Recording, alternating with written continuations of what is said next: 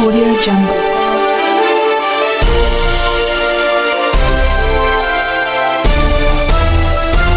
Audio Jungle.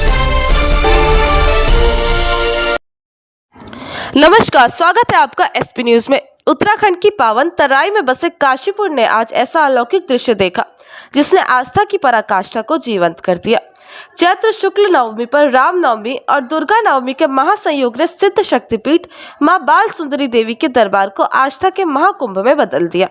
तड़के सूरज निकलने से पहले ही मंदिर परिसर पर जय माता दी और जय श्री राम के गगनभेदी जयकारों से गूंज उठा।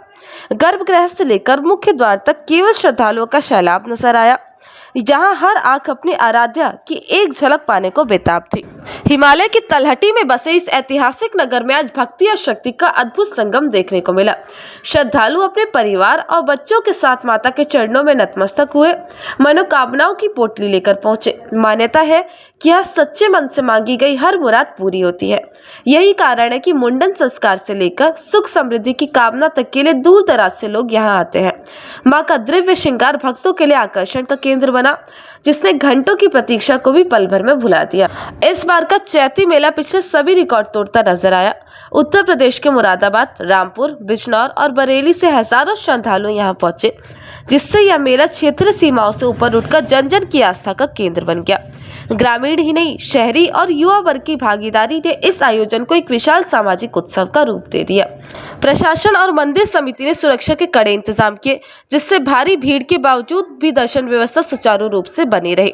तपती धूप और उमस के बावजूद भक्तों का उत्साह चरम पर रहा।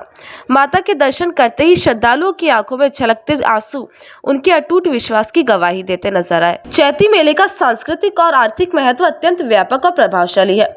यह केवल एक धार्मिक आयोजन नहीं, बल्कि स्थानीय परंपराओं, लोक संस्कृति और सामाजिक समरसता का जीवंत उत्सव बन चुका है। मेले में सजे पारंपरिक बाजार श्रद्धालुओं और पर्यटकों के लिए विशेष आकर्षण का केंद्र रहते हैं, जहां खिलौनों, हस्तशिल्प वस्तुओं और गृहस्थी के सामान की जमकर खरीदारी होती है। इससे स्थानीय व्यापारियों और कारीगरों को भी बड़ा आर्थिक संबल मिलता है। परिवारों के साथ मेले में पहुंचने वाले लोग इसे एक उत्सव और पिकनिक के रूप में भी आनंद लेते हैं। कन्या पूजन, प्रसाद अर्पण और सामूहिक श्रद्धा की भावनाएं इस आयोजन को आध्यात्मिक ऊंचाई प्रदान करती है। यही कारण है कि काशीपुर का यह चैती मेला आज पूरे उत्तर भारत में आस्था, शक्ति और विश्वास के एक प्रमुख और प्रेरणादायक केंद्र के रूप में स्थापित हो चुका है। जैसा कि माँ भगवती बाल सुंदरी कल अष्टमी तिथि में यहाँ प्रातः की बेला में यहाँ विद्यमान हुई, अपने मठ में विद्यमान हुई और उसके उपरांत माँ की पूजा अर्चना हुई, महाआरती हुई और महाआरती के उपरांत माँ के जो कपाट थे वो भक्तों के दर्शनों के लिए खोल दिए गए और जब से लगातार लाखों की संख्या में श्रद्धालुगण माँ के दर्शनों को लगातार आ रहे हैं।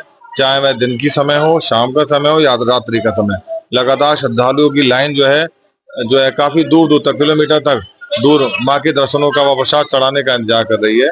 और उसमें देखेंगे आप छोटे छोटे बच्चे मुंडन संस्कार के लिए नवविवाहित जोड़े अपनी जोड़े की जात के लिए माँ के दर्शनों को आ रहे हैं। वह अपनी अपनी मनोकामना पूर्ण होने में माँ को अपनी जो भेंट है भेंट पूजा माँ को अर्पण कर रहे हैं। अपने बच्चों का मुंडन संस्कार करा रहे हैं, जोड़े की जात लगवा रहे हैं। वह अनेकों अनेक अपनी जो क्रियाएं हैं, जो पारंपरिक परंपरा है, इन परंपराओं का निर्वहन कर रहे हैं। ऐसे लग रहा है गत वर्षों की अपेक्षा इस बार श्रद्धालुओं की संख्या कुछ ज्यादा लग रही है, क्या ऐसा है?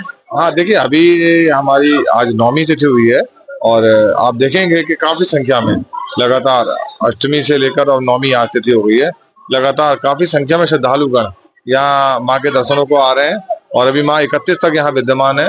तो मुझे आप ऐसा लगता है कई लाख श्रद्धालु और माँ के दर्शनों को यहाँ पहुँचने की संभावना है। इस तरीके से बलि दी जाती है, तो क्या उस तरीके की कोई क्रिया?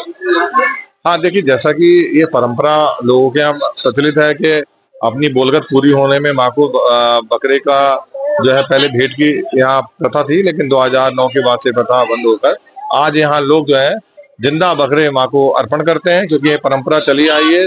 अधिकांश घरों में परंपरा है, लड़का होने में, बच्चा होने में या नवविवाहित शादी होने के उपरांत जो है ये परंपरा का निर्वहन करना होता है। तो ये परंपरा आज भी उसी प्रकार चली आ रही है।